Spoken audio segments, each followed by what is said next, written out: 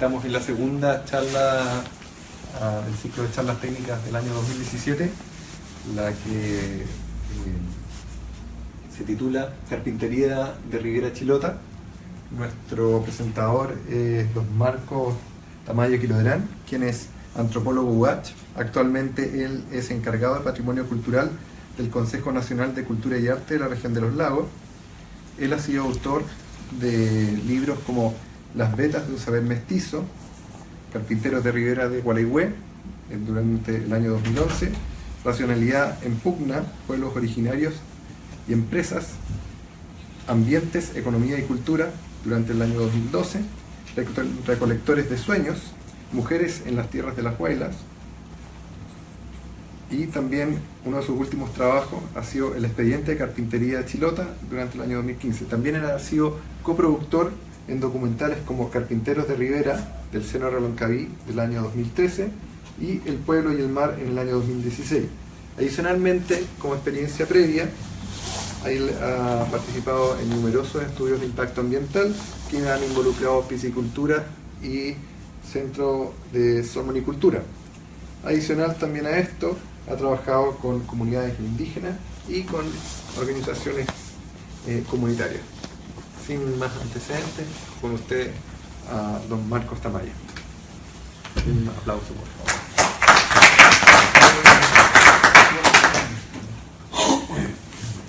Bueno, buenas tardes. Le doy las gracias a Javier por la invitación. Le doy obviamente las gracias también a la Asociación de Ingenieros Navales de Chile, a la Universidad de los Lagos y bueno, y al Consejo Nacional de la Cultura, a quien yo represento, por permitirnos estar hoy día acá.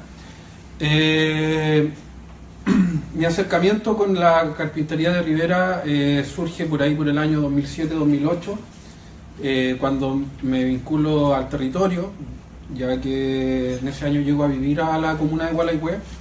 Y al poco andar me fui dando cuenta de la existencia de numerosos carpinteros de Rivera, astilleros, y me empezó a llamar la atención de esta actividad, de este oficio, y es así como a partir del año 2008-2009 comenzamos a realizar algunas investigaciones apoyados por el Consejo de la Cultura a través de fondos concursables, y así ha transcurrido ya casi 10 años en los cuales hemos podido establecer un trabajo de continuidad con los carpinteros de Rivera, no solo de Gualeguay, sino que ampliándolo a otros territorios como Chiloé. La presentación que me pidieron que realizara se enfoca básicamente en los aspectos históricos y la situación actual que podemos observar dentro de la región respecto a los carpinteros de Rivera. Esta presentación la dividí en una estructura de cuatro temas. Primero, los antecedentes históricos, luego una mirada al oficio y sus cultores. Un tema posterior sería el marco institucional, cómo el Estado se hace cargo y trabaja asociado o fortaleciendo esta actividad. Y por último, unos riesgos detectados, ¿cierto?, a través de estos trabajos que se han venido realizando sobre la sostenibilidad del oficio. Por favor, Javier, la primera. Todo comienza, ¿cierto?, ya hace cientos y miles de años atrás.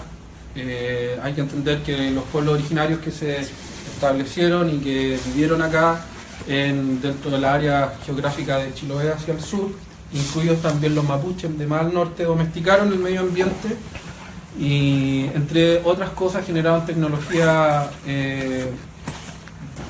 para el desplazamiento tanto lacustre como en ríos y mar. En este sentido, si nos enfocamos en lo que es la región desde, por así decirlo, de Chiloé hacia el sur, tenemos grupos huilliches, tenemos grupos chonos y cahuáscar, con una identificación de su sistema de desplazamiento bastante claro. Puse aquí una cita de don Alonso de Ercilla y Zúñiga, que me llama y ha llamado un montón la atención, ha sido citada no solo por mi trabajo, en otros trabajos se refuerza esa idea de lo que llama la atención al español apenas llega a estas tierras, ¿cierto? Y ve el mar, y uno de los puntos más llamativos es observar, como dice ahí, góndolas y piraguas presurosas. Yo pienso que ustedes deben conocer la escultura que está hoy en día en el sector de Pargua, que son estos navegantes gigantes. Yo creo que hace referencia a, pienso yo, una hipótesis mía, a esta cita. O sea, yo me imagino que cuando Alonso de Ercilla y los españoles llegaron a estas costas y observaron el horizonte, seguramente vieron lo que está descrito aquí, y ahí seguramente se materializa esta obra que refleja cómo estaban los hombres, ¿cierto?, navegando a través de estas piraguas o estas embarcaciones. La segunda. Dentro de los registros históricos cabe mencionar que los jesuitas y otros ciertos exploradores que tenían cargo eclesiástico fueron los que describieron de muy buena manera las actividades que habían acá, tanto ambiental como cultural. En ese sentido hay una cita muy relevante que tiene que ver con Góngora de Moralejo. No es que lo escribió en 1866, ese libro fue publicado ese año. Esta hace referencia a los primeros años, si no me equivoco, 1550 y tanto, y da cuenta cómo también hay una descripción bastante exhaustiva del sistema de desplazamiento que observa cuando está acá. Y bueno, llama la atención que desde ya, ¿cierto?, el nombre Dalca aparece, que es el nombre propio que le otorgaban los indígenas, en este caso los chonos y los huilliches chiloé, a los sistemas de desplazamiento que tienen que ver con tablas cocidas. Aquí hay una fotografía que nosotros logramos sacar de las piezas del museo, que en ese momento estaba en Casa Pauli, donde hay una pieza ahí encontrada en el año 1999, en el lago Chapo, cuando el lago Chapo sufrió en general, ¿cierto?, hubo una sequía bastante grande. El lago bajó su nivel y fue encontradas piezas de unas dalcas que dan cuenta de cómo los sistemas de desplazamiento no solo estaban en el mar, sino que estos tenían la gracia de ser armados. Luego llegaban a las costas, se desarmaban, porque usaban un sistema de soguilla, los desarmaban, los cargaban al hombro, se dirigían por el camino, y luego, cuando tenían que cruzar un lago nuevamente, como el lago Chapo o los lagos que están hacia la cordillera, y cruzar la cordillera y llegar a las tierras que el Puelmapu o Argentina, tenían la gracia, ¿cierto?, de ser armables. Entonces eso es un sistema que llamaba bastante la atención. De hecho, en algunos autores del principio del siglo XX establecen que en América no hay otro sistema de desplazamiento más complejo que las dalcas. En otros lugares encontraban canoas monóxilas, que son de un tronco ahuecado, y estas eran las habituales dentro de toda América, exceptuando una cultura, unos pueblos originarios en California, lo que hoy día es California, donde también tenían un sistema parecido a este. Pero este era el más extendido y sin duda el que permitió navegar en mares tan inhóspitos como estos. La siguiente. Aquí hay una cita de otro jesuita del siglo XX, que se lo recomiendo, creo que es un historiador de relevancia bastante acertado en toda su escritura.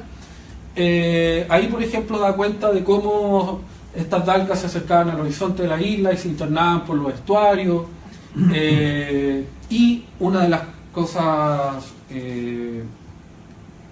principales que tenían estas dalcas es que no solo sirvieron a los pueblos originarios, sino que además cuando llegan los españoles y descubren la valiosa y la apreciada madera del alerce, como no encontraron oro, se fueron a buscar el oro verde que había en los bosques, Y estas dalcas, ¿cierto?, les sirvieron tanto a los españoles como a otros europeos para llegar a los distintos puntos del continente en búsqueda de esto, alzarles, sacar las maderas y trasladarlas en estas piraguas o dalcas. Aquí, por ejemplo, ustedes pudieran ir al Colegio San Javier aquí en Puerto Montt y se dan cuenta de esta fotografía que a mí me llama un montón la atención. No pude indagar en ese momento referencias históricas, pero da cuenta de cómo en ese momento también no solamente los españoles usaron los sistemas de desplazamiento por un fin comercial y de conquista, también las compañías de Jesús, ¿cierto?, que serían los jesuitas, en las misiones circulares, donde iban colonizando y también evangelizando al pueblo chilote, se sirvieron en el fondo de todos estos sistemas de desplazamiento, tanto de dalca en su momento, como también en este caso sería un guampo, ya que es, por lo que yo puedo observar, según algunos análisis, es una canoa monóxila y con un remo a la cinga. La otra está en el Museo de Dalcahue. Esa es una réplica que se hizo por ahí a fines de los años 90, es una réplica de una dalca, tratando de emular, ¿cierto?, bajo todos los criterios de históricos, lo que pudiera haber sido una construcción de una dalca, y esta dalca la hicieron flotar y navegar. Ustedes pueden ir al Museo de Dalcahue y ahí está. Quizá hoy día ya no flotaría, pero en su momento la probaron. Adelante. Aquí hay otra, me llama un montón la atención esta pieza, estos restos materiales de una canoa monóxila, que ya estamos hablando no solo del pueblo chilote, sino que ya de los Cahuáscar, en el extremo sur de nuestro país. Ahí se puede ver, ¿cierto?, que hay una estructura monóxila de otras características a las que tenemos acá. Y bueno, lamentablemente esta pieza en su momento en el museo estaba casi completa por un desacierto de un trabajo manual, me comentaron, acerca de unos maestros que estaban limpiando, no sé qué pasó y se quemó. Y eso fue lo que quedó. Así que yo creo que esa pieza es muy valiosa y tampoco está en las mejores condiciones, porque uno puede pasar por ahí, cualquier persona a tocarla, no está como con un cuidado museológico, a mi parecer. Ahí se puede hacer la referencia clara, ¿cierto? Acá está el pueblo Cahuáscar en una imagen atrás, y la saqué así porque se ve claramente que es la embarcación. Es interesante ver que cuando llegan los españoles y ven estas tecnologías prehispánicas, las ocupan. Este proceso de colonización y mestizaje, se logran levantar los primeros astilleros navales, que creo que eso debe ser para ustedes de una importancia, porque son me imagino que sus cimientos a nivel de Chile. Ahí se da cuenta Finsterbusch, un etnólogo de principios del siglo XX, etnólogo antropólogo, el cual da cuenta que ya en 1555 existiría el primer astillero español en las costas del archipiélago de Chiloé, construyendo un bergantín. Y nótese que ahí lo que dice él es que en el fondo lo que están construyendo es una mixtura entre la tecnología y la sabiduría de los pueblos originarios. Asimismo también Urbina, que es un historiador de Chiloé, con un amplio, ¿cierto?, registro bibliográfico, también nos dice que ya para principios del siglo XVII los vecinos de Castro, Chacao y Calbuco se inclinan por la construcción de embarcaciones, ya que hay bastantes herreros y muchos oficiales de carpintería, hacheros y aserradores. Nótese también la idea de que la abundancia de madera sea un recurso que está presente en su momento, y ya empiezan a existir estos primeros astilleros en la costa de Chiloé. Adelante.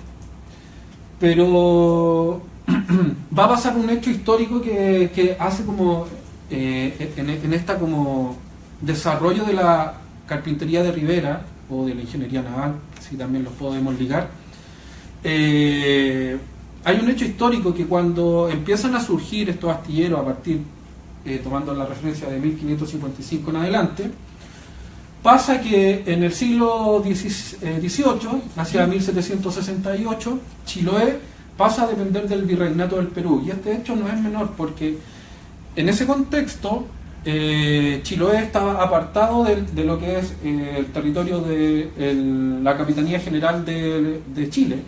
Por lo tanto, Chiloé comerciaba directamente con el Callao.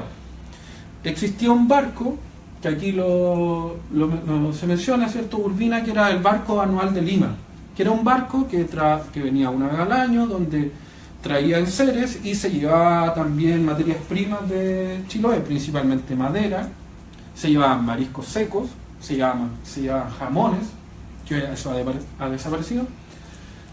Por lo tanto, en esta idea de tránsito comercial, el virreinato del Perú no permitía que la construcción naval se desarrollara. ¿Por qué? Porque atentaba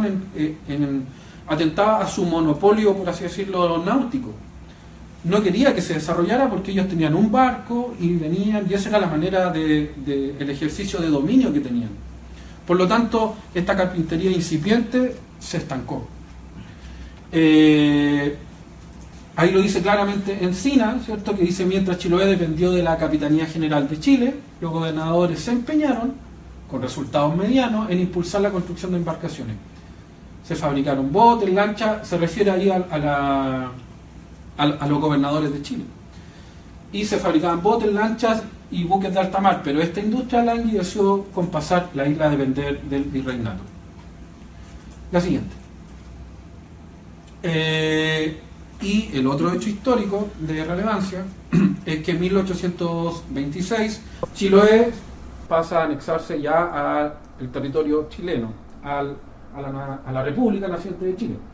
En este sentido, este dominio, esta presión que ejercía el virreinato del Perú, claramente cambió y comenzarían a aflorar nuevos astilleros. Hay que considerar que en todo este tiempo, sin duda, los astilleros como tal, grandes seguramente eran los que mantenían cautivos. Los otros era bastante difícil poder controlar la población que se estaba diseminada por el territorio, y sin duda que realizar embarcaciones como dalcas, bongos son las canoas monóxilas, sin duda no lo podían prohibir porque era el sistema de comunicación primario que tenía la gente cuando en ese contexto no existían caminos. Por lo tanto, cuando se refiere a que tenían aplacada la construcción naval, eran básicamente de astilleros de embarcaciones más grandes. Ahora, respecto yéndose como al modelo de la dalca, no hay datos precisos que nos indiquen cuándo en su momento dejó de desaparecer. La transición donde desaparece debiese haber sido entre 1800 y 1850, porque no hay mayores registros de eso.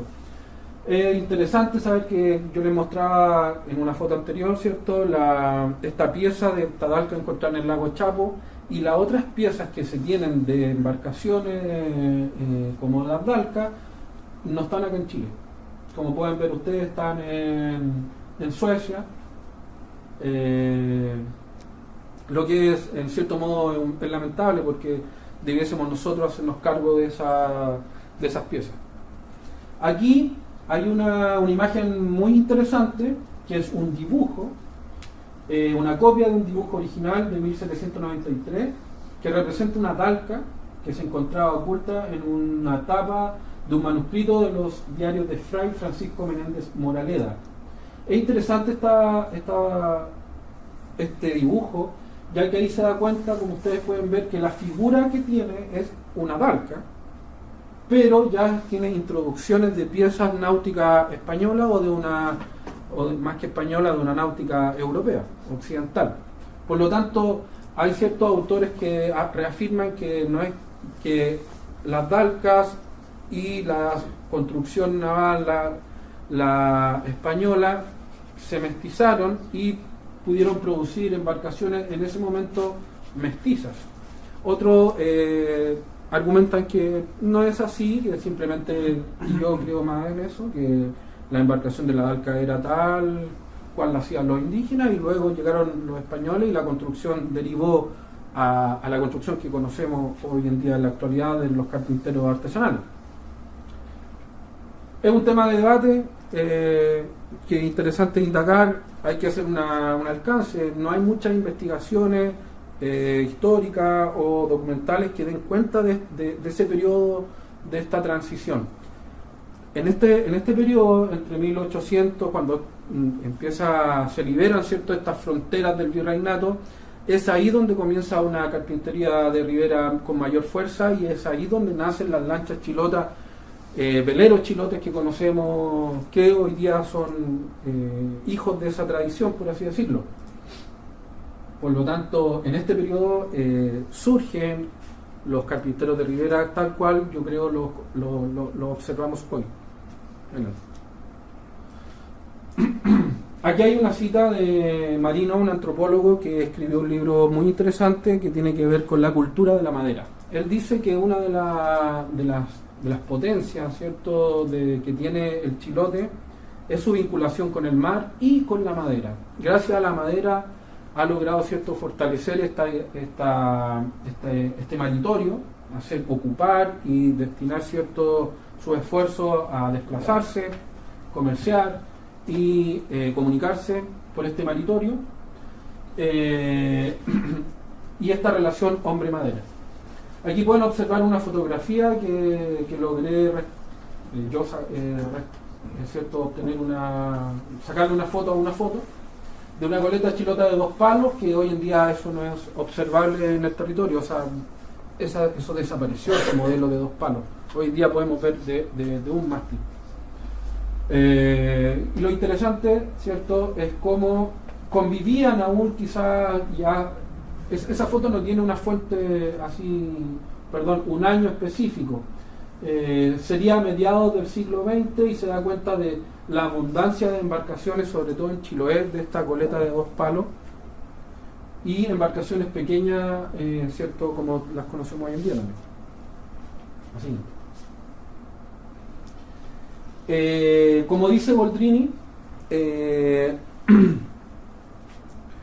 en Chiloé aún quedan veleros, y junto a ellos naturalmente arquitectura naval, astillero y tradición, ¿cierto?, donde se vinculan esta relación y refuerza esta idea de hombre, mar, hombre, madera.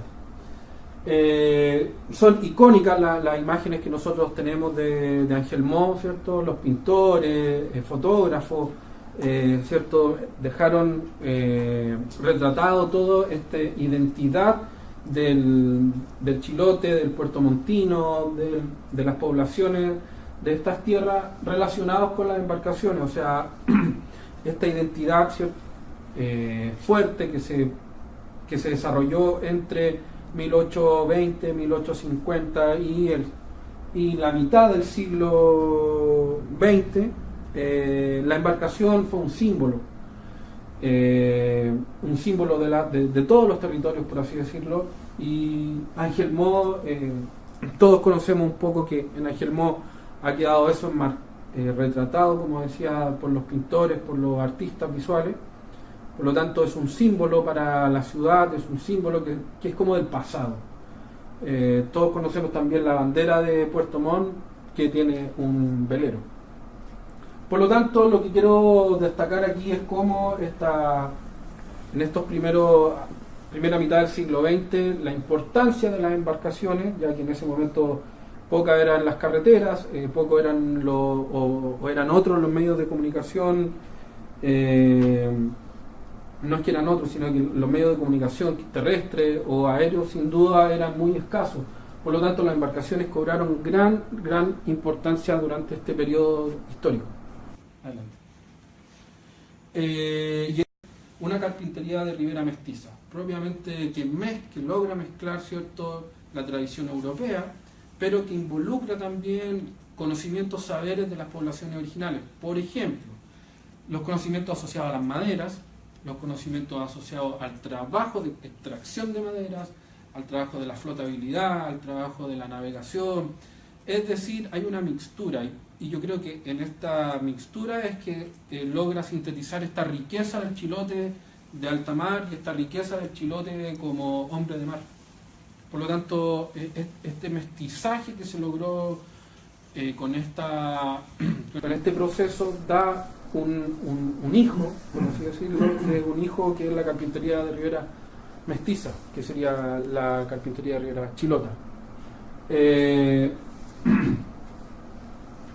Ese Oreste Plat, un escritor, un historiador, un investigador de Chiloé y de otras localidades de Chile, dejó, ¿cierto?, esta reseña donde me gusta cuando dice que sus embarcaciones las dirige con un ojo nauta formidable.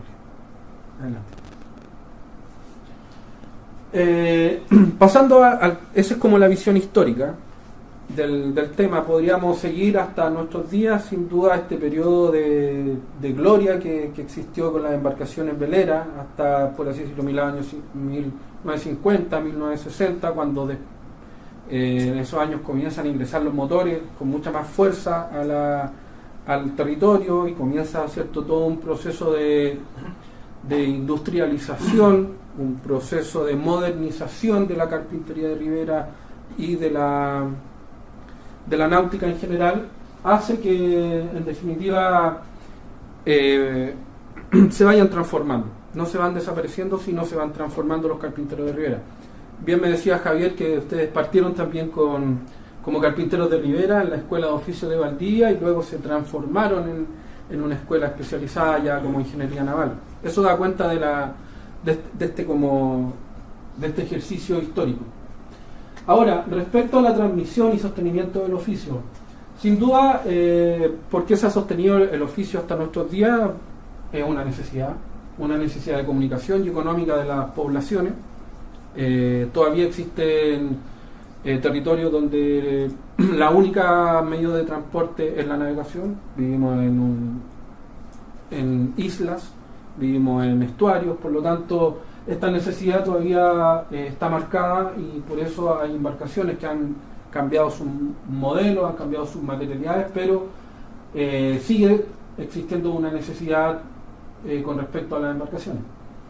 Los mecanismos de transmisión de este oficio han sido básicamente de persona a persona, han sido a través de la oralidad y la memoria, como un proceso distinto, entiendo yo, que realizan los carpinteros de Rivera respecto a los ingenieros navales, que no es de persona a persona, sino que a través de una estructura formal, de una universidad. Por lo tanto, hay una diferencia ahí entre una educación formal y una educación, llamémoslo así, informal, que es parte de la tradición.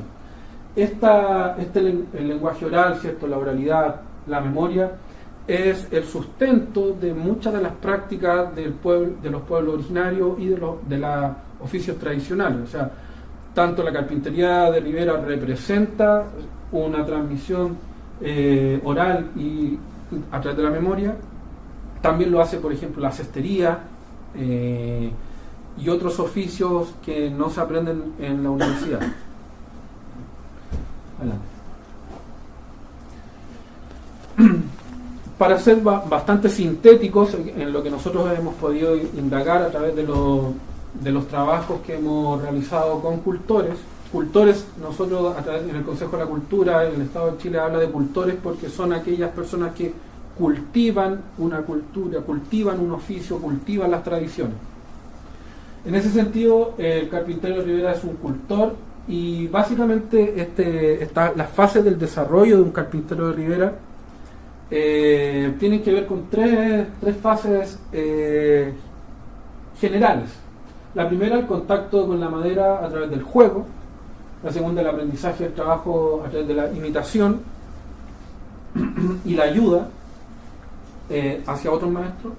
Y un tercer proceso, que ya sería la aplicación de conocimiento después de este aprendizaje, y el desarrollo como carpintero de Rivera como maestro de Rivera. Contacto con la madera a través del juego.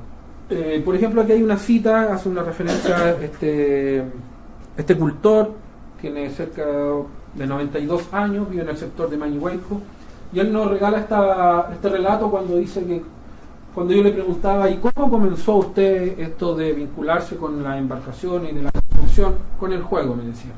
Y esto se fue repitiendo en muchas de las personas, sobre todo las más antiguas, que fue su primer acercamiento con las embarcaciones. Fue jugando, no en los astilleros precisamente, porque me decían, en los astilleros los padres de nosotros eran celosos, no nos dejaban ingresar por el peligro, porque pensaban que obviamente que el trabajo era demasiado pesado para un niño, por lo tanto ellos se vinculaban jugando. En una segunda etapa, como lo decía, está el aprendizaje a través básicamente de la observación y de la imitación. Aquí es interesante cómo los maestros de Rivera, cuando tú le preguntas ¿cómo aprende usted su oficio? Mirando.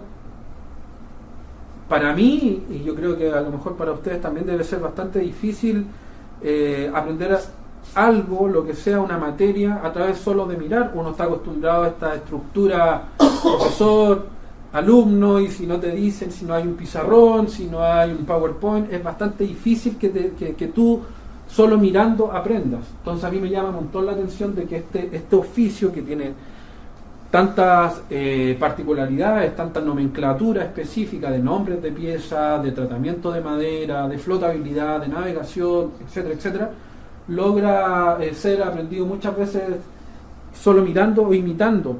Y ahí hay referencias interesantes cuando los maestros me decían que, ¿y por qué mirando? ¿No tenía usted un maestro que le enseñara? Y me decían, no, eran celosos también del conocimiento.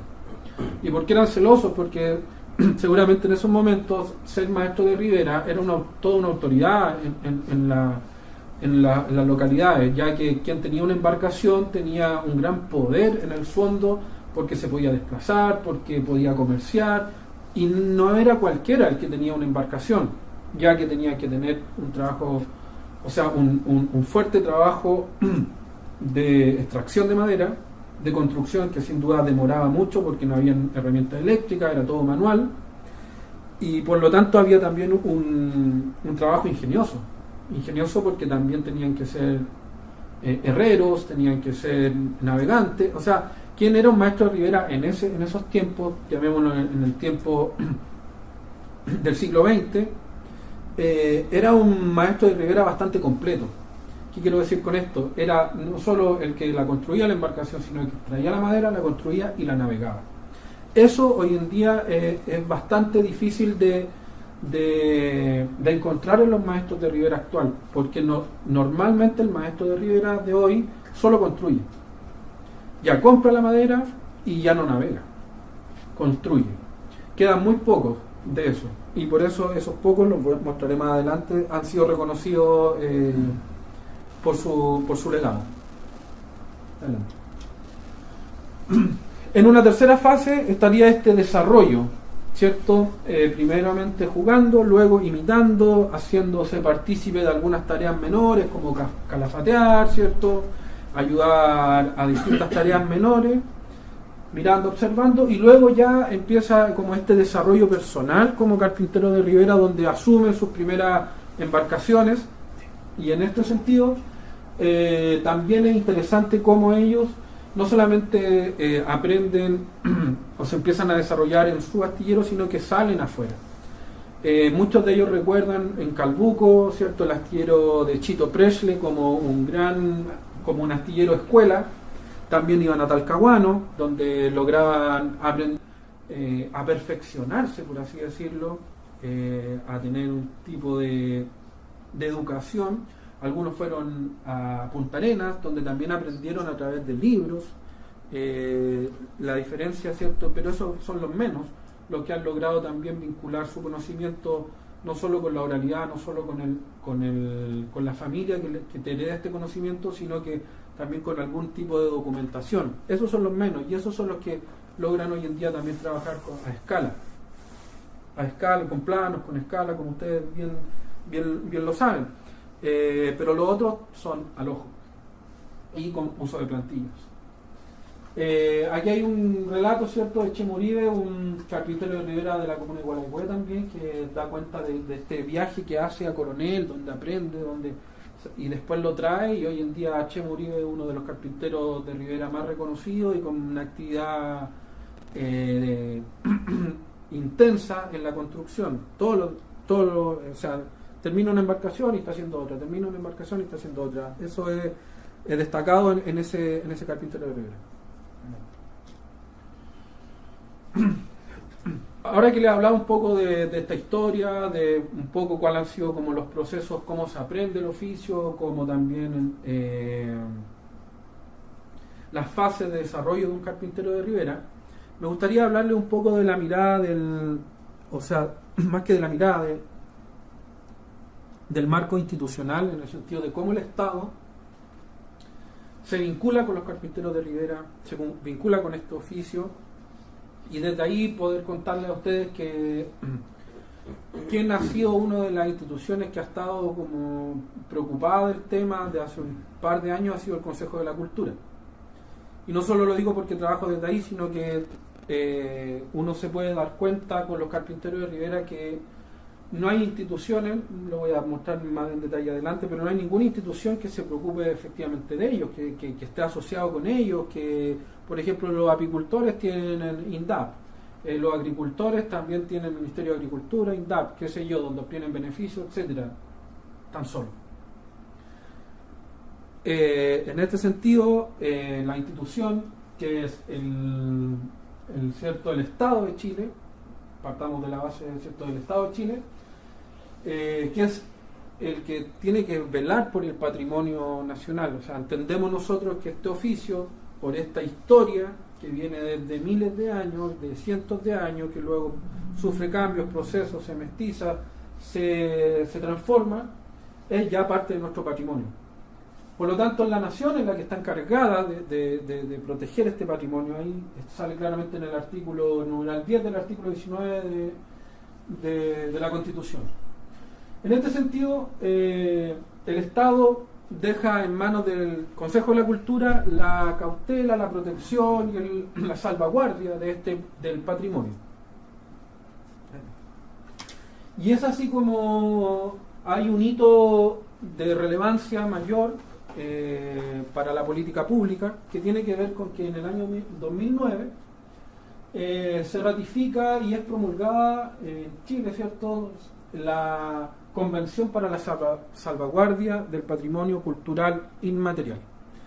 Que este es una convención que emana de la UNESCO y la cual Chile, esta convención nace en el año 2003, si no me equivoco, y Chile la adopta el año 2009. ¿Y qué dice la convención? Que en el fondo Chile se tiene que hacer cargo de su patrimonio. Hasta el 2009 nosotros como nación no teníamos ningún registro oficial del patrimonio cultural inmaterial en Chile.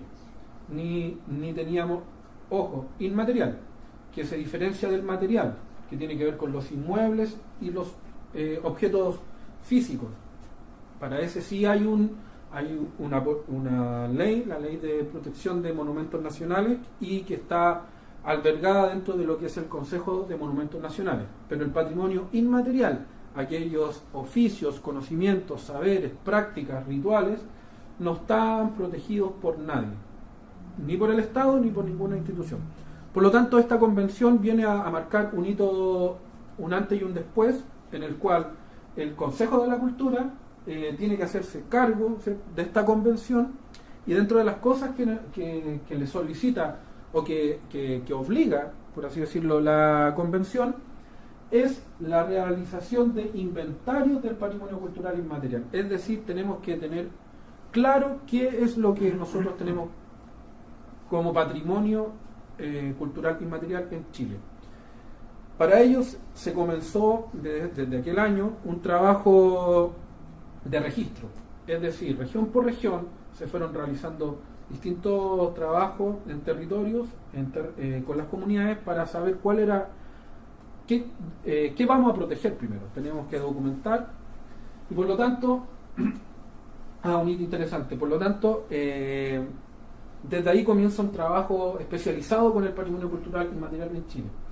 Y uno de los hitos interesantes es que primero, ¿cierto?, se da cuenta de este patrimonio cultural, se hacen expedientes que son en el fondo investigaciones en las cuales dan cuenta del elemento desde sus aspectos simbólicos, históricos, la situación actual.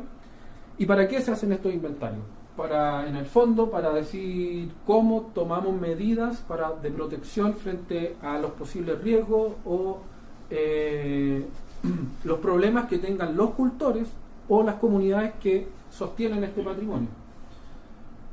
Un hito interesante es que en el Chile no contaba con ninguna manifestación dentro de la lista de patrimonio cultural inmaterial de la humanidad. Es así como a través de esta convención, año 2009, se comienza un registro de importancia con los bailes chinos, que ustedes pueden... Los bailes chinos están desde la quinta región hasta la segunda región.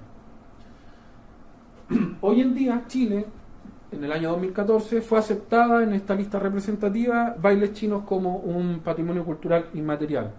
Es el primer manifestación o elemento del patrimonio que tenemos como Estado. Creo que es un avance. Adelante. En esa línea, por ejemplo, de reconocimiento de nuestro patrimonio, en el año 2014 existe un reconocimiento que también emana de esta convención, que es la puesta en marcha de los tesoros humanos vivos. Este programa que lleva a cabo el Consejo de la Cultura y UNESCO tiende, el objeto es dar cuenta de las manifestaciones y hacer un reconocimiento a aquellas comunidades y cultores que mantienen su patrimonio vivo. Y en ese contexto es que en el año 2014 la carpintería de Ribera Chilota, aquellos cultores que todavía se mantienen en ejercicio y que han logrado, ¿cierto?, mantener esta tradición de carpinteros de ribera de embarcaciones artesanales, como las lanchas chilotas o veleros, fueron reconocidos como tal.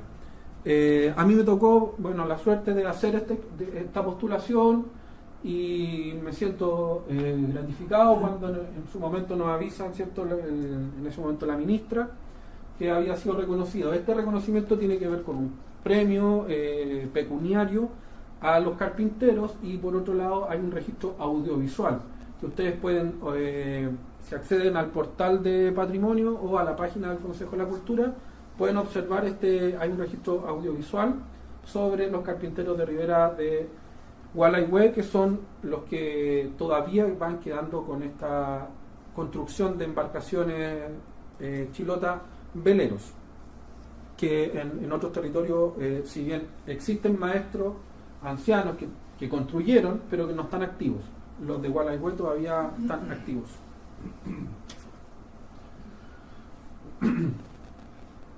Además del... anterior, se me olvidó marcar otra cosa. Eso, que en el año 2015 se me encomendó la tarea de realizar un expediente de la carpintería de Ribera Chilota. Teníamos este reconocimiento, pero no teníamos un expediente que diera cuenta en detalle de qué estábamos hablando cuando nos referíamos a carpintería de ribera y de quiénes estábamos hablando. No hay un registro claro en ninguna parte, oficial, por así decirlo, de cuántos carpinteros de ribera existen, dónde se ubican, etcétera, etcétera. En ninguna parte no está el Servicio de Impuesto Interno, porque ellos no clasifican, no está en ninguna otra institución. Por lo tanto, hubo este trabajo que se desarrolló y que logró, ¿cierto?, que esta expediente, que esta manifestación pasara a este inventario priorizado del patrimonio cultural inmaterial. Es decir, Chile primero hace este registro, este listado general de todas las manifestaciones por territorio, y luego dice, bueno, tenemos un gran listado, pero necesitamos uno priorizado, es decir, a cuáles vamos a poner atención y a cuáles vamos a realizar medidas de salvaguardia.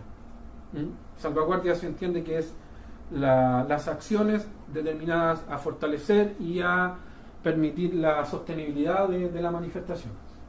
Y es así como a través de este expediente se logra en el 2016 ingresar al inventario priorizado en Chile, de patrimonio cultural en Chile. Adelante. Como cuenta acá, este inventario priorizado, ¿cierto?, es un listado de las manifestaciones. En Chile hay 5, por ejemplo, está Bailes Chinos, está Carpintería de Rivera, está, si no me equivoco, los constructores de ruedas de agua, están Canto a lo Poeta y a lo Divino, de la región de sexta región y región del Maule, y así hay como 3 o 4 más. No son muchos los que están en este momento en este inventario. ¿Y por qué? Porque el inventario no es solamente decir este es nuestro patrimonio, sino hay que pasar una serie de ¿cómo se llama?, de filtros que tienen que ver con un comité asesor que toma este expediente, lo analiza, dice ya efectivamente este expediente está óptimo y da cuenta del elemento y pasa a un inventario priorizado. En este sentido, el objetivo es, como les contaba, es proponer medidas de salvaguardia por medio de un plan de salvaguardia. Y los mecanismos para ingresar al inventario son 3 a través de la herramienta SIGPA. SIGPA es el sistema de información de la gestión del patrimonio, que también es un sistema que el Consejo de la Cultura tiene y es un apoyo, por así decirlo, es una plataforma donde están las distintas manifestaciones y cultores destacados de Chile. Mediante los expedientes, como les contaba, en este caso la Carpintería de Rivera ingresa este inventario priorizado a través de un expediente y se fijan a través de resoluciones, es decir, ya hay leyes que a nosotros nos están apoyando, resoluciones, ¿cierto?, legales que nos dicen, ok, aquí va a haber una medida estatal frente a, en este caso, a la Carpintería de Rivera y a las otras que están en este inventario. Adelante. Aquí hay una secuencia para que ustedes conozcan cómo se logra la inclusión al inventario, que es un trabajo, no es un trabajo de un investigador propiamente tal, así como va al terreno, hace el registro, hace un documento, pasa a un comité y se aprueba. No, el trabajo fundamental es que es un trabajo directamente con la comunidad, porque la comunidad tiene que solicitar este es mi patrimonio y queremos que se nos proteja y que existan medidas de salvaguardia. Por lo tanto, un trabajo colaborativo entre el investigador, investigadora y la comunidad portadora de esta tradición. Y ahí hay una secuencia, ¿cierto? La solicitud de la comunidad, se elabora un expediente, proceso de comentarios, sugerencias, informes técnicos, comité asesor y la inclusión al inventario. Es el estado más o menos en el cual está como en el marco estatal. Hoy en día, a pesar de que estamos en el inventario priorizado como Carpintería de Rivera, todavía no hay un plan de salvaguardia ni en diseño ni no está implementado. El año pasado recién que se ingresó a este inventario, por lo tanto los recursos que tienen que llegar en algún momento se han priorizado, en este momento están priorizados con el baile chino, por la extensión regional y la importancia que ha tenido los bailes chinos. En algún momento nosotros estábamos como en lista de espera de recibir las indicaciones y los recursos para poder en marcha un plan de salvaguardia. Y ahora quería referirme a un poco a los resultados que hemos logrado obtener a través de estas investigaciones y que se resumen en unos cuadritos de algunos riesgos que nosotros observamos dentro de la Carpintería de Rivera como riesgos que tienen que ver con factores externos y factores internos que ponen un poco en tensión esta actividad. Adelante. Primero, ya lo había comentado, hay el tema del relacionamiento institucional con el Estado o con otras instituciones. Por ejemplo, frente a los externos, no existe una institución estatal o privada que tenga como grupo objetivo a los carpinteros de Rivera o a la actividad. O sea, ellos siempre dicen, bueno, nosotros estamos solos acá. Y efectivamente, están solos. No existe un sistema de certificación o documentación oficial que dé respaldo a los portadores. Por ejemplo, ellos dicen, ¿saben qué? Yo voy al banco y no me quieren dar ni un crédito ni nada porque no puedo justificar mi actividad. Primero, hay un desconocimiento general que le dice, ¿y qué hace usted? No, soy carpintero de Rivera. ¿Qué es eso? Le dice. Primero no sabe no está en la cultura nacional el saber qué es lo que es un carpintero de ribera. Nosotros creemos que hemos ido avanzando en esa materia y hemos ido difundiendo esta actividad y dando a conocerla. Pero ¿a qué se refiere esto? Es que en el fondo ellos no pueden obtener ningún crédito, no tienen, por ese lado no pueden justificar nada, y ustedes entenderán que algunos de los maestros de ribera no manejan pocos recursos. O sea, las embarcaciones a veces generan, la actividad mueve muchos recursos, quizás no se ven en los carpinteros de ribera, pero sí hay una actividad donde hay préstamos, hay mucho dinero de por medio por los costos asociados a las embarcaciones. Por otro lado, faltan instrumentos legislativos que ayuden al fomento y protección de la actividad. En ese sentido, los carpinteros de ribera, ustedes pueden observar, no aparecen en la ley de pesca. O sea, se habla de los pescadores, recolectores, armadores y todo, pero los carpinteros de ribera propiamente tal no aparecen. O sea, siendo que es una actividad vinculada derechamente tanto con el bosque, pero también obviamente con el mar. Esto quizás era un cuadro que yo traje anterior al tema de este inventario priorizado y este trabajo que ha venido realizando el Consejo de la Cultura. Quizás esto de que no existen registros oficiales de los portadores y sus realidades es algo que nosotros hemos ido avanzando, pero sin duda todavía tenemos un vacío. Lo mismo que con la falta de instrumentos legislativos. Hemos ido avanzando con esto de que el Consejo y el Estado se hace cargo de algunas medidas de salvaguardia, pero sin duda estamos a la espera. Por otro lado, entre ellos, ¿cierto?, no hay mucha asociatividad.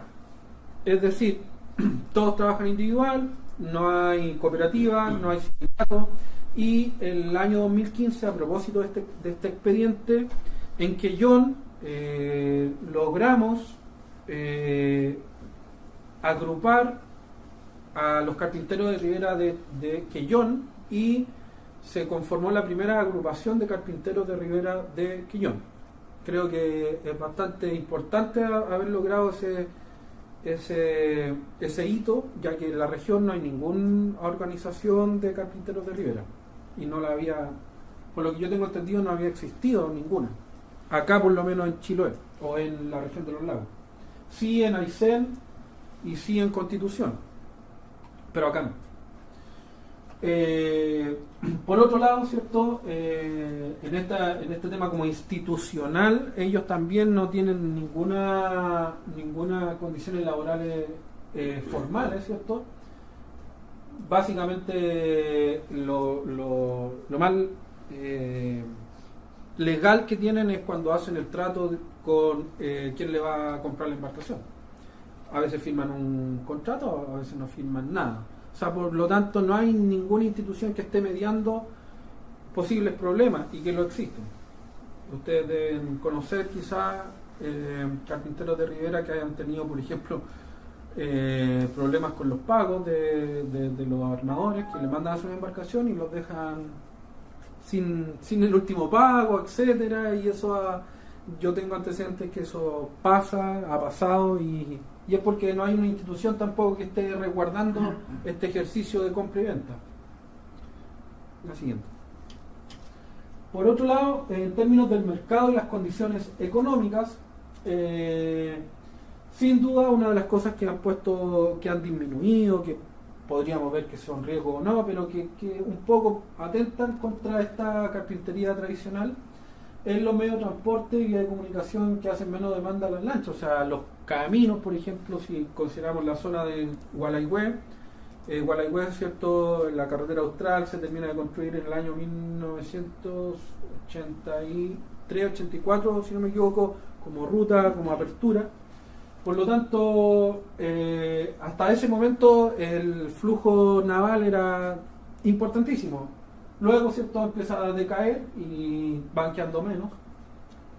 Por lo tanto, el efecto de los nuevos medios de comunicación redunda en una disminución de la demanda de embarcaciones. Por otro lado, una cosa que hemos podido observar con fuerza durante los últimos años es que la pesca artesanal, en su disminución, tiene hay menor demanda de embarcaciones. Es una frase muy común: ¿cómo está la pega? Hoy en día no, mala, porque ya los pescadores no, como no tienen que pescar, no salen a pescar, venden sus cuotas, etcétera, no sé. Por lo tanto, la demanda de embarcaciones disminuye. Y otro gran efecto es que las empresas del rubro salmonero y acuícola han mantenido a muchos de estos carpinteros de ribera, más, por así decirlo, los de lanchas motoras o los modernos, los más jóvenes, pero también se han visto contraídos con todos los procesos de la salmonicultura. La crisis 2007, ¿cierto?, del virus ISA, las crisis últimamente han tenido una baja, una disminución en la demanda de embarcaciones, y eso atenta contra el interés de los nuevos, ¿cierto?, carpinteros de ribera, y obviamente hace que los carpinteros no tengan que trabajar, por lo tanto se dedican a hacer casas, o derechamente algunos se van a trabajar a la misma empresa. Por otro lado, internamente este efecto, ¿cierto?, redunda en que la inestabilidad laboral, ¿cierto?, de la actividad, es decir, un día le pide una lancha, pero pasa mucho tiempo en la cual nadie va y solicita algo, por lo tanto ellos dicen: ¿para qué me voy a dedicar a esto si en realidad me dedico mejor a hacer casa, que puedo hacer casa mes a mes? En cambio, una embarcación hago una cada 6 meses, por lo tanto no es muy llamativo. Lo mismo, y eso también atenta cuando los trabajadores son de escasos recursos. O sea, tú te ves la necesidad rápida de, claro, no tengo nada que hacer, no tengo otros respaldos, no tengo otros créditos, no tengo, etcétera, etcétera, una espalda que me pueda ayudar en estos tiempos de decadencia, por lo tanto, también, como no tengo recursos, derivo a otra actividad. Lo siguiente. En términos de la materialidad, sin duda lo que ha pasado es que ha existido un encarecimiento y escasez de la materia prima. Volviendo a aquellos datos históricos donde había una abundancia de madera, hoy en día sabemos que si bien existe todavía bosque y son también recursos renovables, esto, cierto, con el tema de los planes de manejo, hace que los carpinteros de ribera no puedan sacar materia prima como lo hacían antiguamente, y por lo tanto están supeditados, ¿cierto?, a un mercado regulado, que yo considero que está bien con el tema de la ley del bosque nativo, pero que sin duda hace menos asequible los recursos para generar naves para pescadores menores, sobre todo. O sea, hay casos emblemáticos donde hace poco tiempo atrás uno de los tesoros humanos vivos, que es de la comuna de Gualeguaychú, fue denunciado por la extracción de madera nativa de manera ilegal. No tenía plan de manejo, sacando su campo, y una multa llega hacia nosotros y nos pide ayuda. Nos dice: bueno, el Estado me reconoce como cultor, como parte de esta manifestación, pero por otro lado me castiga. Claro, está infringiendo una ley, pero tampoco le ayudamos a que en el fondo exista un sistema regulado, pero que facilite esta extracción para los carpinteros de ribera, porque se entiende que la madera que se ocupa ahí es muy distinto a la madera que uno puede quemar en su combustión. Por lo tanto, hay un valor agregado, hay todo un conocimiento atrás, que se puede poner en marcha un circuito económico de sustentabilidad mayor que llegar y extraerlo para fines calóricos, por ejemplo. Respecto a los cambios de la materialidad, bueno, ustedes saben que las mismas exigencias sanitarias de la industrialización, de las normas, ¿cierto?, navales, exigen nuevas materialidades. Por lo tanto, muchos de ellos dicen, bueno, desisten de construir porque en el fondo no tienen los recursos para asumir, ¿cierto?, construir con acero inoxidable o construir con fibra, etcétera, etcétera, y tampoco se logran asociar, que era el otro ejemplo que daba anteriormente del factor interno. Como no están asociados, algunos dejan de hacer pegas porque no tienen cómo, en el fondo, entregar el trabajo. Dentro del proceso de construcción también, claro, por ejemplo, hay temas donde se le exige, esta exigencia hace que la construcción no sea solo de madera, sino que sea con nuevas materialidades, y esto va cambiando un poco el rubro. A mí me llama la atención que Muchos de los carpinteros hoy en día se han ido especializando. Antiguamente, como yo les contaba, hacían de todo: herrería, construcción, navegación. Hoy en día algunos solo construyen, otros se llaman carpinteros de ribera, solo aplican la fibra, son como especializados. Es como una sociedad moderna. Se van haciendo cada vez más especializados los trabajos. Por lo tanto, hay algunos que ese carpintero de ribera como tradicional se va como diluyendo en estas especialidades. En términos de la infraestructura y los espacios de construcción, volvemos al tema de que falta espacio para regularizar, o sea, faltan recursos y institucionalidad para regularizar los astilleros. O sea, si mal no recuerdo, hasta el año 2015 existían 2 astilleros artesanales con concesión marítima. Todos los demás son ilegales. Lamentablemente, si en algún momento el Estado se pusiera la mano dura y exigiera, ¿cierto?, la documentación respectiva, los astilleros están usando lugares, ¿cierto?, que no están debidamente regularizados. Por otro lado, hay un tema súper potente ahí, creo yo, que a través de la ley del medio ambiente, que es a través del reglamento de la ley general de base del medio ambiente, donde uno puede identificar claramente que un astillero artesanal con un astillero grande, por así decirlo, industrial, no hay ninguna diferencia dentro de la documentación o los requisitos que se les pide para regularizarse a través de una declaración de impacto ambiental o un estudio de impacto ambiental. Por lo tanto, no hay ninguna excepción legislativa frente a aquel astillero tradicional. Se tendría que someter un astillero tradicional a las mismas exigencias que un astillero industrial grande. Es como un poco esta brecha entre el grande y el chico, que la ley obviamente lo entiende como una actividad, que es la construcción de embarcaciones, pero no hace diferencia. Creo que allí hay un tema que está en pañales, en el sentido de que nadie ha puesto el ojo ahí y decir, bueno, y cuando nos regularicemos, si queremos regularizar los distintos astilleros tradicionales, ¿cómo lo hacemos? Bueno, con una concesión, pero más allá que eso, con una declaración de impacto ambiental. Chuta, se van a encontrar con la tremenda tarea y el tremendo ejercicio económico de levantar una declaración ambiental, en los mismos términos que una industrial. Por lo tanto, creo que ahí hay un trabajo que debiésemos asumir. Por otro lado, como decía, ninguno de los astilleros, casi todos están irregulares. Las condiciones son mínimas de instalaciones, muchas veces están construyendo embarcaciones sin bajo techo, o sea, sin un techo, sin resguardos de seguridad, etcétera, etcétera. O, por ejemplo, para botar la embarcación no tienen rieles, no tienen nada. Básicamente son espacios constructivos al lado de la casa, donde algunos implementan un sistema eléctrico para enchufarse y algún tipo de techo para no mojarse, pero son básicamente eso. No hay mucho más que eso.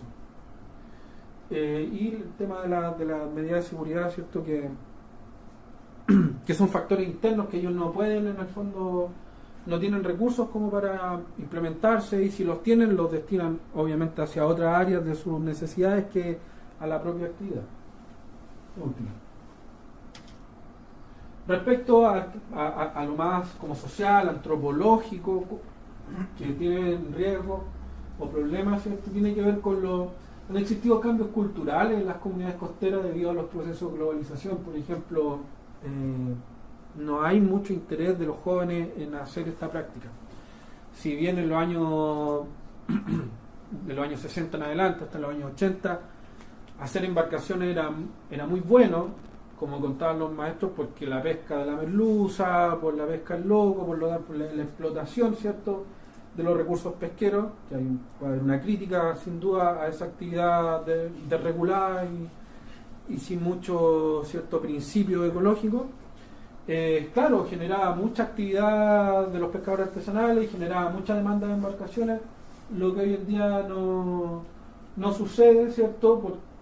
No solo por un tema legal, que existe la ley de pesca, las cuotas, etcétera, sino que por un tema también global, en el sentido de que las comunidades, los jóvenes hoy en día han visto transformadas sus pautas y sus prácticas culturales. Por lo tanto, antiguamente el hacer una embarcación era parte de la cultura, y todavía lo sigue siendo, pero era como una parte de la cultura de mucho más, estaba más ligada a la construcción con otras actividades, con la subsistencia, con el transporte, con el comercio. Hoy en día hacer embarcaciones está quedando como más aislado, como aquel astillero solito por ahí.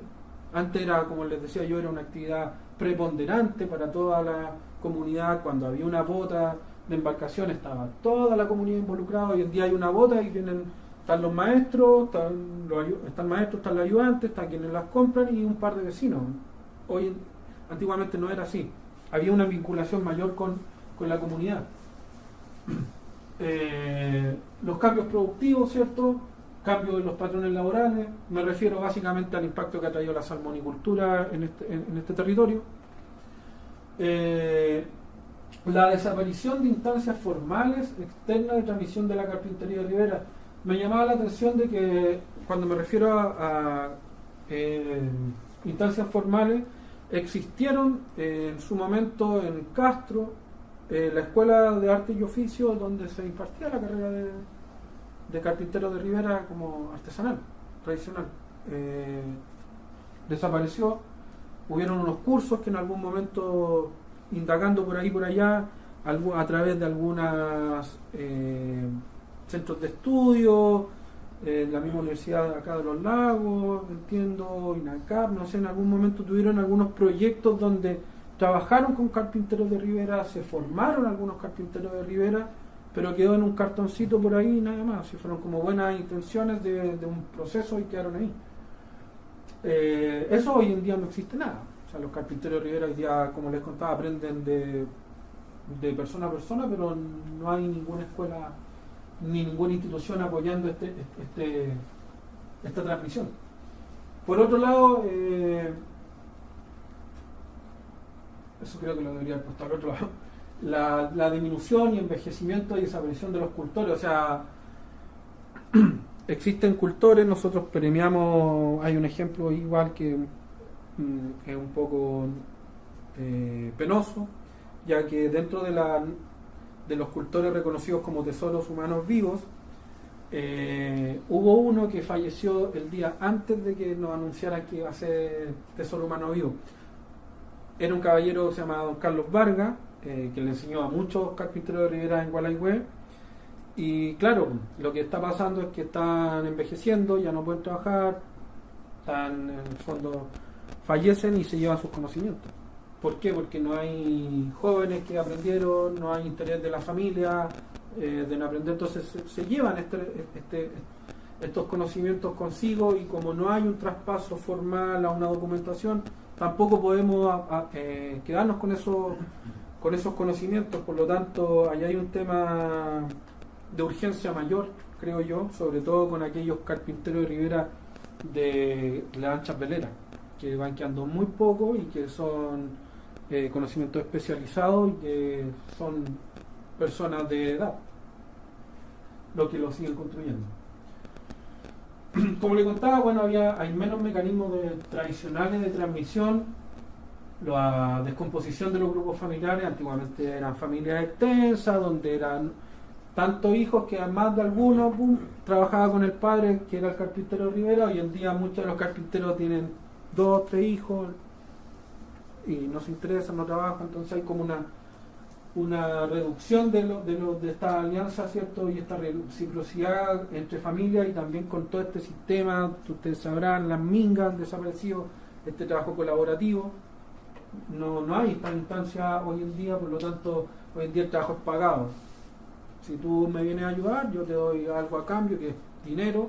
Antiguamente era muy distinto, por lo tanto, esta transmisión de este saber, de este oficio, se iba dando en estos ejercicios comunitarios de reciprocidad e interrelaciones sociales.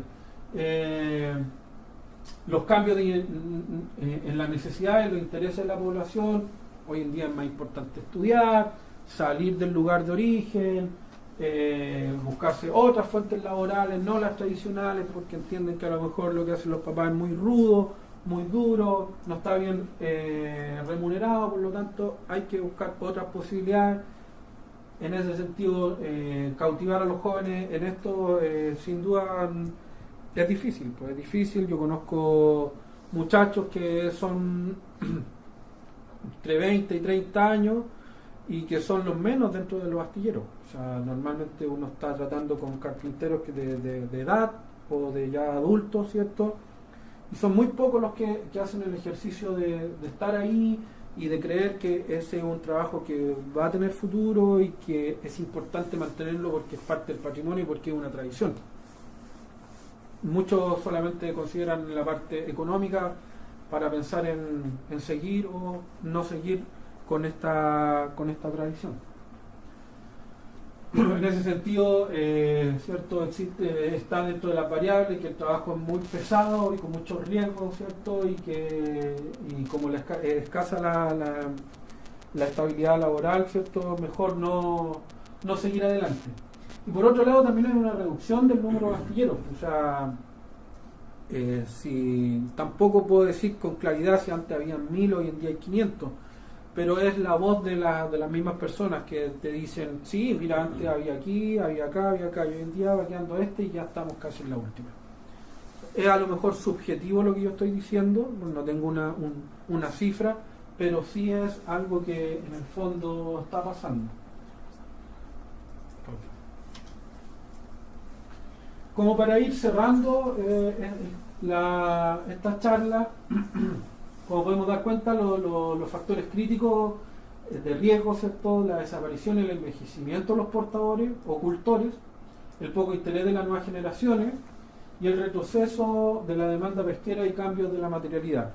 ¿En qué sentido el cambio de la materialidad? Porque si bien nosotros hemos dado cuenta a través de un proceso histórico de que han ido cambiando los modelos, han ido cambiando las materialidades, se han ido fusionando, y eso habla muy bien de este oficio, que yo creo que por eso se ha logrado mantener, porque es versátil, es una actividad que se ha ido adaptando. Pero por otro lado, ¿hasta qué punto podemos llegar a pensar de que la materialidad y los nuevos cambios van a permitir una persistencia en el tiempo de esta actividad, o va a cambiar de tal manera que lo tradicional va a dejar de desaparecer? Lo dejo así como una pregunta abierta y espero que la última, por favor, que le haya parecido bien la presentación. Gracias.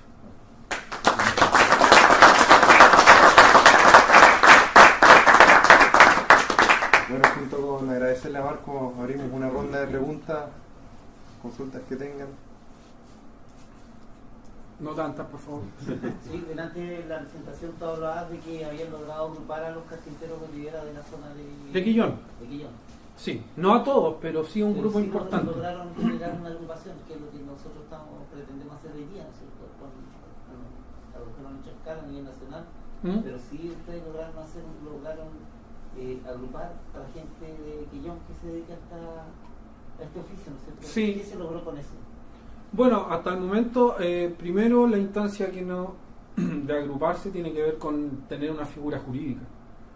Es una figura jurídica la cual, en el rango en el cual ellos están, que es la ley de organizaciones comunitarias, porque es una agrupación, la idea es tratar de fomentar la actividad a través de iniciativas culturales.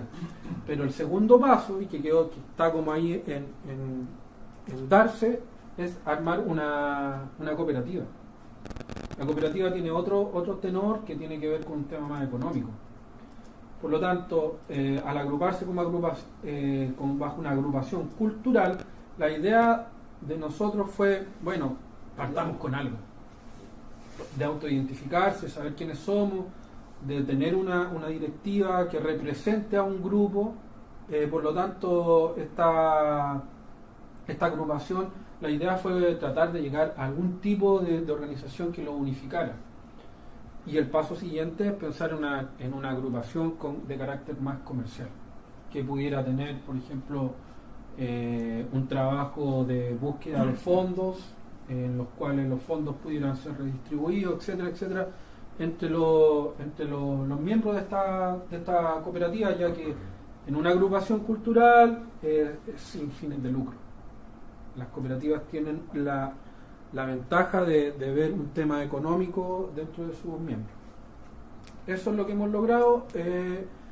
La verdad que nosotros estamos, como yo les contaba, a la espera de poder activar algún plan de diseño y plan de salvaguardia con estos carpinteros y ahí volver a tomar con fuerza esta agrupación y partir trabajando con la agrupación. ¿Por qué? Porque sin duda, como están solos, es difícil trabajar con todos, porque no es, para convocar, llamar a cada uno es muy complicado. Al agruparse, nosotros podemos tener una idea de trabajo entre el Estado y los cultores mucho más directa, mucho más relacional. Lo mismo pasaría, y está ahí también en pie, con Gualaigüe, donde en Gualaigüe también está ya, pues, muchachos, ¿cuándo nos organizamos? ¿Cuándo? Y hay interés y todo, y hay algunos que la verdad se restan nomás, como en todo. Pero sí está la ¿cómo se llama? La inquietud, está la demanda, por un lado también, está la demanda de ellos, sobre todo de algunas personas más jóvenes, de agruparse. Los más adultos, más viejos, dicen, no, ya para qué, si yo trabajo bien solo, yo no quiero vincularme con nadie. No quieren cambiar lo que ya tienen, un statu quo. En cambio, ¿cierto? Los nuevos dicen, no, pues yo entiendo que que no solamente la actividad tiene que ver con lo comercial y lo material o con el ejercicio mismo del trabajo, sino que podemos ir pensando en una actividad con mira a una sostenibilidad mayor, incluyendo ciertos aspectos culturales, sociales, que puedan ir en la búsqueda de mejorar sus condiciones laborales y su propia actividad como tal.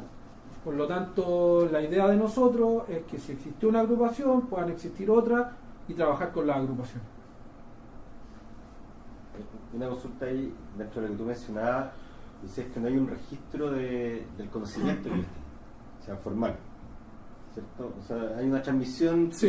que de personas, no han pensado hacer algún documento, ponerle un nombre, hacer técnicas constructivas Chilota y recoger la técnica en un documento, o sea, a través de un manual, de como sea, cómo construyen, porque yo tengo claro que dependiendo del lugar las técnicas son distintas. Sí, hay variaciones. Hay variaciones del tipo de construcción, como construye tipo madera. Claro. ¿Ya? Entonces, pero no a través de la institución que tú representas, hacer un documento que quede un documento escrito. Sí, mira. Que sea, digamos, esto es lo que hacíamos con toda la técnica respectiva, cosa que cualquier persona que pues, quiera estudiar o eventualmente quiera aprender, puede tener un documento a aprender, para que no se pierda. Claro, mira, yo creo que esa idea, yo creo que es positiva, y también a veces es difícil llevar a cabo la idea de tomar un conocimiento que pareciera ser que es como tomar una cosa y llevarla a otra cosa. Se entiende que este es un patrimonio que no solamente es una actividad que es la confección de embarcaciones, también hay conocimiento asociado a la naturaleza, que a veces es difícil llevarlo a la idea occidental de conocimiento propiamente tal y transformarlo en un documento, pero sí yo creo que nosotros estamos al debe con esa tarea. Por ejemplo, los trabajos que yo he levantado se han preocupado del relato, de la visión histórica, de dar cuenta, de visibilizar la actividad. Porque en un momento, cuando yo llegué, una de las tareas que me propuse, dije, bueno, esto yo creo que no se conoce mucho, por lo tanto la idea es visibilizar. Llegamos a visibilizarlo de tal manera que hoy en día son reconocidos como tesoros humanos vivos a través de un proceso, ¿cierto?, seguido. Pero siempre ha quedado la deuda, tanto yo siento como profesional con este tema, de realizar un trabajo más técnico y quizás a lo mejor esta es una buena instancia, ya que siempre he dicho, bueno, ¿y por qué no nos vinculamos con los ingenieros navales para hacer esto? O sea, yo creo que nosotros como agrupación perfectamente podemos hacer algo ahí. No, y más allá de eso, si yo te digo una buena experiencia personal. A mí una vez me tocó ir a Gualeguay, levantar una lancha con una estación total, que es una forma que tú le sacas, registra computacionalmente la forma del casco. Y ahí queda un registro, eso que yo tengo un registro y te aseguro que Pablo también tiene, ¿qué es lo que pasa? Es que se hace la embarcación y después el armador tiene que regularizarla. Sí, es al revés, po. Y ahí es donde hay una fuente laboral importante de los ingenieros navales, que va a la embarcación Sí. hecha por el maestro Rivera, toma las medidas, hace la planimetría y la entrega en la... Sí, y también hay una cierta como crítica que hace el maestro Rivera. Dice, bueno, nosotros construimos, viene el ingeniero y saca el planito y lo hace, y él pasa la firma, ¿entiendes? Y cuando debe ser al revés, ¿no? Sí, precisamente. No existe A eso me- lo que me- pasa es que Tampoco de- debe- dentro del proyecto no existe un reconocimiento al constructor. En Exacto. este caso, claro, es una labor que merece un reconocimiento, se está en deuda y la legislación en ninguna parte aparece, ni siquiera solamente en los contratos que se hacen en notaría, que son unos contratos como Tipo, quizás. donde se menciona el nombre de quién es el constructor, pero eso no es legal solamente por un tema comercial. Claro, claro, sí. Bueno, eso yo lo he mencionado en otras charlas, cuando doy cuenta de que, claro, efectivamente los constructores navales, en este caso los ingenieros, se apoyan en el trabajo de los carpinteros tradicionales. Realmente en ese segmento ellos son los arquitectos navales. Ellos parten haciéndola en base a su conocimiento, A su plantilla, a su que es plantilla, particular, y, etcétera. y finalmente lo que nosotros hacemos es una regularización nomás de su Exacto. obra. Exacto. No tiene, bueno, eso pregunta ya de Oye, Wilson. Hola, yo llegué tarde, pero no porque no me interesara, sino que tenía otras cosas que hacer. Me parece fantástico un tema como este tratado aquí, en donde todos somos ingenieros navales y nos gusta esto. Mira, aparte de la cosa legal, la legislación vigente está así.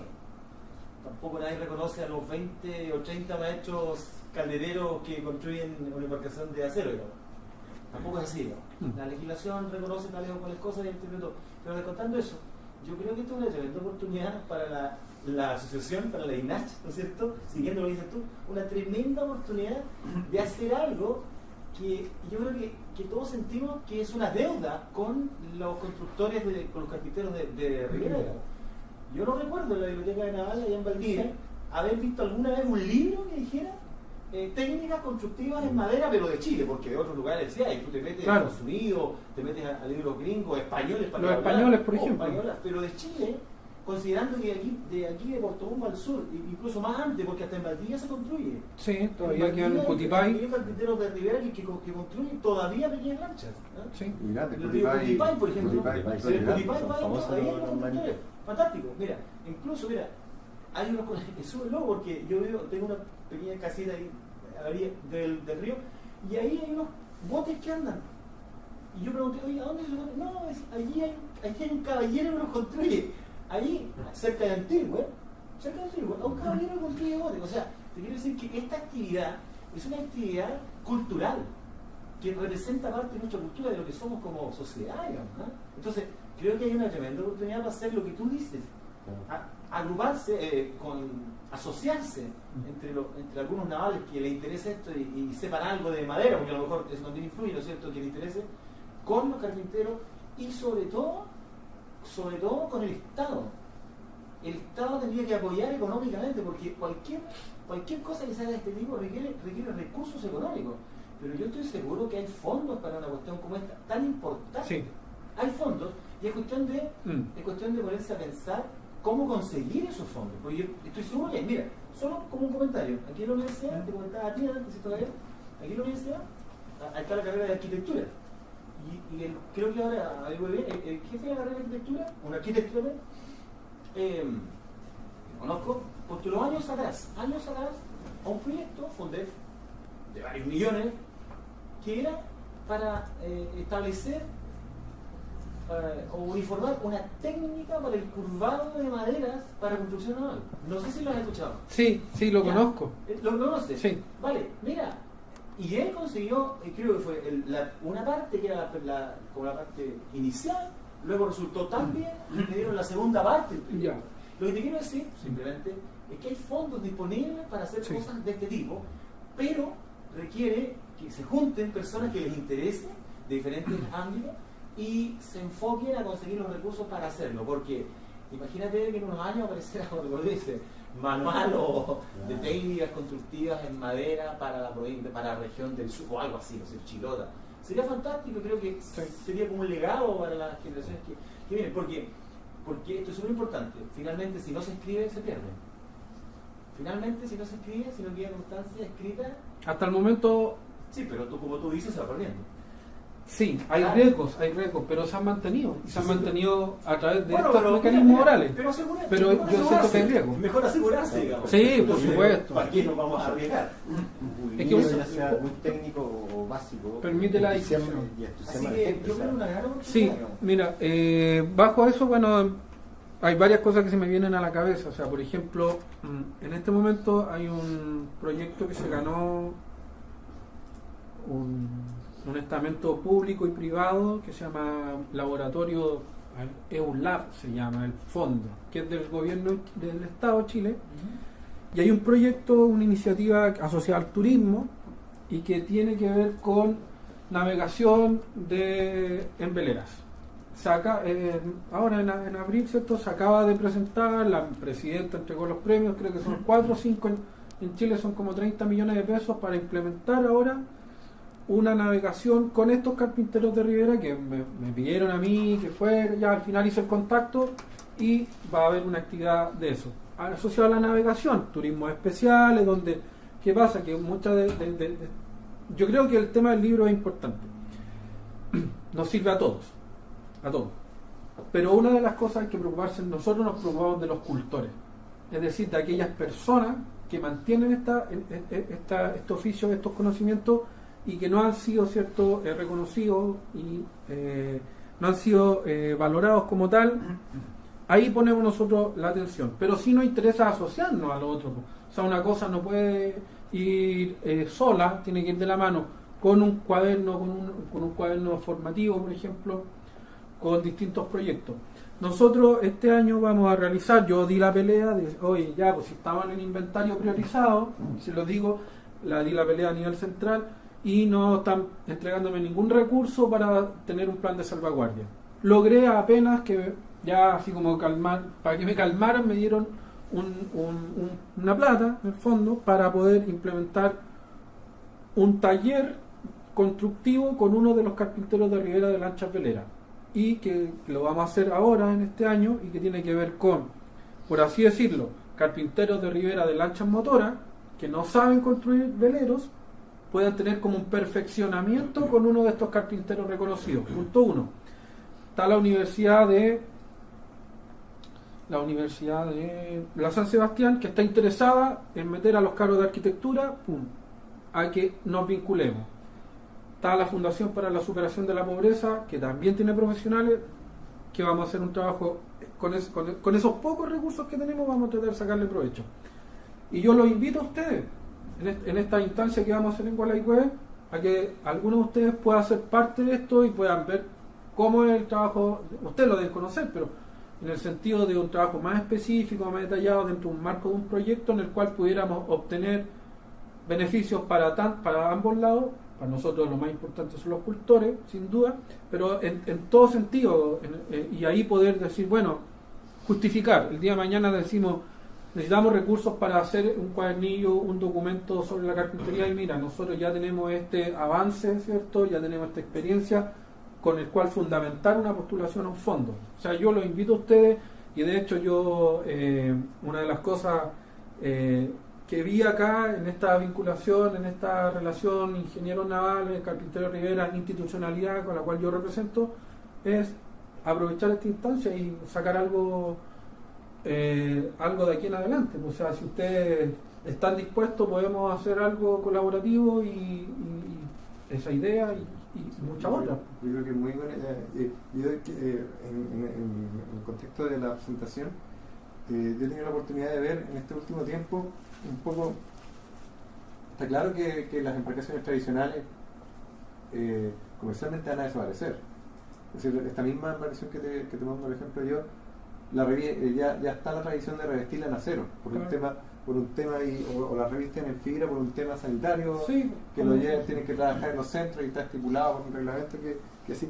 Pero sí he visto que se está abriendo otra beta, que me imagino que tú conoces esta embarcación, la voladora, Sí, la No construyó Y- Pepe Mautor. Y también han habido dos embarcaciones, la Nortímbula, que creo que es de un personaje que es navegante y que la tiene como para turismo, y también otra más que hicieron en Chiloé. Y ahora el último caso que se me viene a la mente, con una cantidad de lucas importante, es la de Felipe Ibáñez. La construyó Jaime Gallardo. Y que tú la puedes ver aquí, eso fue un esfuerzo finalmente ese proyecto fue de 1.000 millones de pesos. Sí, bueno, a lo que... A lo que hoy quizás se está abriendo para la construcción tradicional se está abriendo una nueva beta, que es la del turismo, Sí. es la de Sí. la del rescate de lo tradicional y poder traer a la gente a ese... Bueno, de hecho, como te mencionaba, este tema de este proyecto que se llama Ciprés, para lo que me acuerdo, proyecto Ciprés, tiene que ver con que al estimular la navegación en lanchas tradicionales, tú puedes estimular la demanda, ¿cierto? Y esta navegación tiene que ver con intereses especiales, turismo de intereses especiales. Y sí se ha ido desarrollando, por ejemplo, pero ¿quiénes tienen una lancha? Coco Pacheco, Ibáñez, Edward, falleció, bueno, son personas con plata los que tienen lanchas. Por lo tanto, hay un tema también de que las lanchas son caras. El municipio. El municipio, bueno, aquí ha existido un caso emblemático, la lancha La Catalina 2, si no me equivoco, que es la que construyó también Pepe Mautor para el municipio, para el DAEM.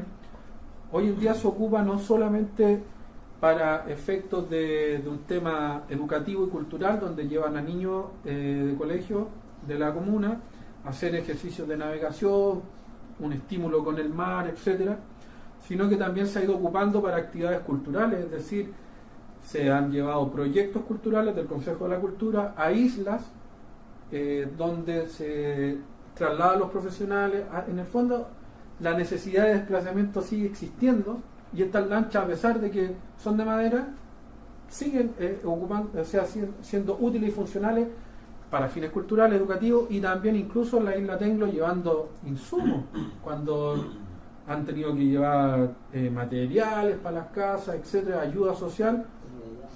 ¿Ah? ¿Cómo la llevamos? Claro. Por lo tanto, ahí yo discrepo un poco con el que van a desaparecer en madera. Yo creo que sí, cada vez las exigencias van haciendo que hay riesgos de desaparecer, pero yo siento que la carpintería ha logrado subsistir y va a seguir subsistiendo porque el recurso de la madera es renovable. ¿Y qué madera se está utilizando hoy en día para construir? Principalmente. Claro, principalmente sabemos que el ciprés ya es bastante escaso, por lo tanto lo que igual si Alerce ya no queda. no, Alerce ya no es casi imposible trabajar con Alerce porque hay un tema legal. O sea, en 1976 se firma cierto despasado a monumento nacional, natural. Las maderas son mañío, igual ciprés, cipresillo,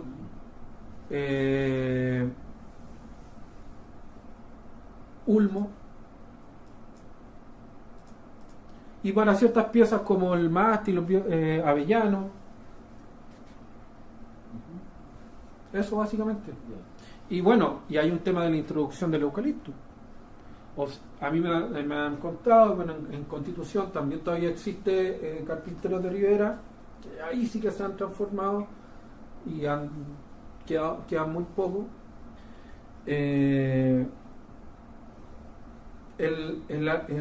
Y una pregunta que yo hacía ahí, pues, o sea, las nuevas materialidades, entendiendo que este material, que es un eucalipto, que es un árbol exótico, ¿en qué medida cambia, transforma?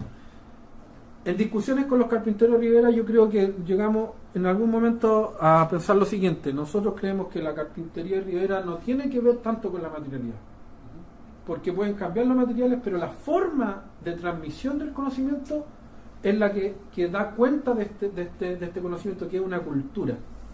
Por lo tanto, pudieran haber el día de mañana eucalipto, después podría haber otra materialidad, pero el proceso de aprendizaje se va repitiendo. Las fases también, los mecanismos de transmisión se van perpetuando. Por lo tanto, asociado a la materialidad, yo creo que hay un tema de ciertos riesgos por las grandes exigencias, pero el recurso renovable y esta visión de que la madera, lo noble, va a ser cada día más valorado, yo creo que va a permitir que se va a sostener en el tiempo. O sea, en España hoy en día hay una fundación no es Alcántara, no me acuerdo bien el nombre, pero hay una fundación en la cual hay gente que va, distintos profesionales, a pasantías a trabajar con un carpintero de ribera, e incluso tienen, compro, no es comprar, una pieza de esa embarcación, yo pago porque esa pieza sea mía, pero tiene que ser en madera. No soy dueño propiamente tal de la embarcación, pero esa pieza tiene nombres.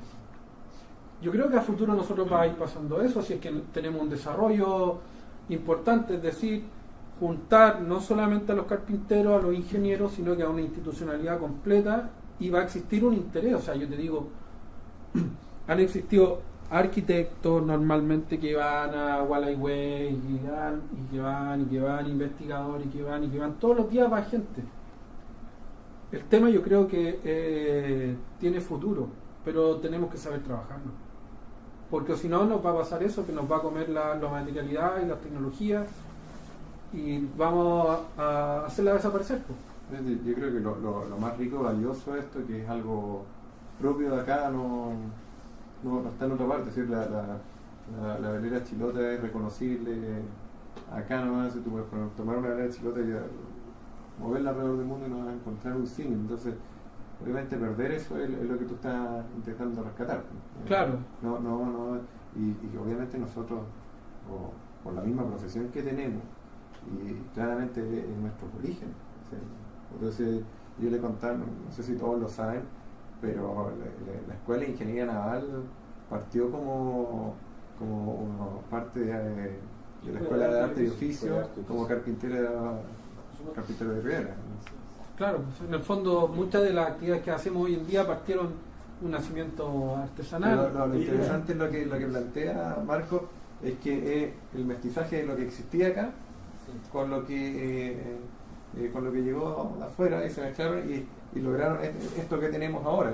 Claro, dar nacimiento a una carpintería autóctona de acá. Eso, ese es el Mira, punto. ¿sabes? Respecto a esto que tú eres como optimista y que se va a mantener, bueno, yo soy optimista también y ojalá que así sea, digamos. Pero sabes que hay que tener cuidado porque hay muchas cosas que han ido muriendo y desapareciendo. Hay que tener cuidado con eso. Mucho cuidado. Mira, mi suegro estudió en la Escuela de Arte de Oficio, estudió con Navarro y con todos esos compañeros. Y él jubiló ahora y él es un experto trabajando la madera, es un artesano. Él trabajó en la municipalidad, tenía cargo, pero siempre tenía un taller al lado y siguió trabajando en madera, es una cosa fantástica en madera. Y él ahora es jubilado y artesano. Y sabes que año a año y participa en las ferias artesanales con sus productos de madera, hace unas mezclas, unos ensambles de madera como de 10 tipos de madera, una cosa muy linda. Y fíjate que él de momento me cuenta todos los años, todavía está vivo, ¿no? y claro y lúcido, y ve cómo ha ido perdiéndose el interés por este tipo de cosas, perdiéndose el interés. Él, por poner solo una manera de medirlo, antes iba a la feria y durante un mes la feria artesanal en Valdivia vendía una cierta cantidad, ¿te fijas? Pero cada vez vende menos, cada vez vende menos. Y no es que sus piezas sean más caras, cuestan como lo mismo, la gente no está interesada. Yo lo que te quiero decir es que hay que promoverlo, o sea, hay que ir con un bombo y decir que esto es importante. No solo sentir, y estamos de acuerdo, sino ir diciendo esto es importante, esto necesitamos mantenerlo, cuidarlo, desarrollarlo, todo. Hay que tener cuidado porque en cualquier momento puede desaparecer. Sí. Respecto a eso yo tenía una visión mucho más negativa, por así decirlo, o menos favorable hace un par de años atrás. Pero resulta que me empecé a salir ya de Gualeguay, a conocer otros territorios con carpinteros de ribera, y después empecé a pensar y dije, bueno, en realidad esto, ¿en qué medida está en riesgo? Porque yo veo que igual siguen haciendo carpinteros de ribera, a ver, como por ejemplo, yéndose a Caleta la Arena, de un tiempo, de repente, ¡pum!, unas embarcaciones en construcción, ¡pum!, una embarcación en construcción. El de acá de la caleta de la Pichipeyuco, Y así por otro lado empecé a ver y dije, bueno, si estuviera en desaparición esto no estaría pasando. ¿Qué pasa? Y entonces, claro, hay un tema de que la materialidad va cambiando, pero sigue existiendo la necesidad, po. Entonces hay que, yo creo que es un tema a debatir. Yo tampoco digo esta es la verdad en ningún caso. Pero yo hoy en día soy más optimista en el sentido de que si bien no hay interés de algunas quizás de la misma gente, de la familia, pero hay un interés por otro lado. Intereses especiales, Es lo que te decía yo, demandas, sí. por lo Después va a tanto haber en un algún momento interés de- puede activar mayor la demanda. O sea, que es lo que yo veo que, o sea, tal vez tú tienes razón en que la carpintería Rivera no va a desaparecer, pero lo que sí van a desaparecer son técnicas constructivas. Entonces, porque Sí. en distintas zonas hay distintas técnicas constructivas, entonces tal vez el viejito X Sí, fabricaba de cierta manera y con él muere esa forma de sí, fabricar. Y exactamente. si no se rescata, si no se, como dice, documenta, eso se va a perder para siempre. ¿Cachai? Van a seguir construyendo de madera, Sí. pero esa técnica constructiva, De como hecho, lo hacía él, se va a morir. Entonces, eso es lo que me refiero yo, tratar de realizar un documento donde esa técnica sí, cambie. Y de hecho, tú vas donde un carpintero Rivera, o sea, yo digo, a mí me tocó hace como 15 o 16 años atrás, yo tuve que dictar una clase de carpintería Rivera a la isla, no es historia, a Melinca. En realidad yo fui a aprender. Fui a aprender de un carpintero Rivera allá, fui 2 meses y llamaba un curso. Y él decía, pero tú fuiste a hacer la charla. sí, yo fui a hacer las charlas, pero en realidad fui a aprender. Pues, sí, o sea, Sí. o sea, tratar de yo enseñarle a él, no, pero fui... Bueno, qué bueno tú ¿cómo se llama? Claro, en el fondo yo fui a aportar con lo que yo sabía. Claro. Y él tenía su forma de construir, y cuando yo le nombraba que podríamos hacer esto distinto, no, es que así se construye acá y esa es mi plantilla, mi forma, mi arte, es lo que yo he hecho siempre. Claro. ¿Ya? Y dependiendo del tamaño, él cómo lo hacía, porque embarcaciones más grandes las fabricaba de una manera y embarcaciones más chicas las fabricaba de otra manera. Y él mismo tenía 2 técnicas constructivas dependiendo del tamaño. Entonces, y eso yo estoy seguro que en otros lados no lo hacen de la misma manera. Claro, o sea, hay yo he ido a varios. otros astilleros de madera y no tienen distintas formas de construcción. Entonces, poder pasarlo al papel, como dice él, el conocimiento Sí. es re importante porque si no se va a perder. Yo creo que en ese sentido tú haces hincapié en algo que yo creo que a dónde se pudiera apuntar, que es se van perdiendo las particularidades. Lo que va pasando se va homogenizando los sistemas de construcción, las técnicas de construcción. Claro, entonces, lo que Se yo- va como homogenizando, se van perdiendo las particularidades de una familia, de un constructor que fue Pero traspasando. las son totalmente distintas las formas de construcción. O sea, Claro, son, pues. son cosas diferentes. Entonces, ¿Cómo? Algunas veces son técnicas totalmente distintas. Claro, O sea, en la ese forma como sentido. hacen sus terminaciones son diferentes. Entonces no es que sean matices, sino que son formas distintas de hacer Claro, cosas. pero estas particularidades, como en el proceso de la globalización, ¿qué nos ha llevado a la globalización? Homogenización cultural, homogenización en los gustos, en un sinfín en la comida, etcétera, y también pasa en esto.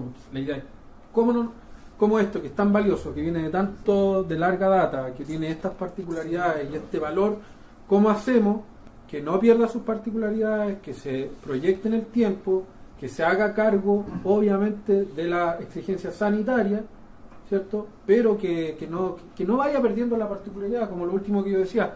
Todos estos cambios lo van a transformar en ¿qué? Sí, o sea, yo estoy de acuerdo, pero se supone que, o sea, como yo lo veo, si estoy errado No, me- todos me tenemos, dice, no te puedo se decir. supone que ustedes están para conservar la cultura, ¿cierto? De cierta manera, conservar el patrimonio cultural que ellos tienen a través del conocimiento que ellos, a través de su técnica constructiva. Entonces, si por un lado tú dices que la construcción de madera no se va a perder, ¿ya? Y tú dices, yo estoy enfocado a que no se pierda la construcción de madera, pero no rescatan la forma como se construye, yo creo que Sí, está sí, un buen mal punto. enfocado. Desde mi punto de vista está mal enfocado. ¿Ya? O sea, porque tú puedes decir, ya, yo rescato a la tradición de enseñarle que tal persona enseñó el otro y sigue la construcción de madera, pero si se pierde la técnica constructiva, ¿ya? Yo creo que estamos, desde mi punto de vista. O sea, yo Y eso, la forma de rescatarlo. Porque lo estás viendo, yo lo entiendo, porque lo estás viendo desde un punto de vista súper ingenieril. Sí, por eso. Lo estás viendo, es lo mismo que yo podría decir, sabes que sería súper importante rescatar la forma de los barcos, para poder dejar sí. Es que como cuánto es de este porte, cuánto eran así las formas. Es que sí, porque estas técnicas constructivas, como dices tú, están asociadas a otros elementos, Sí. particularidades familiares, sociales. Por lo tanto, a veces eso de uno conservar no es un objeto. Esa Los visión, tipos de maderas también, o sea, claro, pero la idea que trabajamos nosotros no es objetual, como se llama. Nosotros vemos la cultura no como un objeto, sino como un proceso donde intervienen materialidades y inmaterialidades.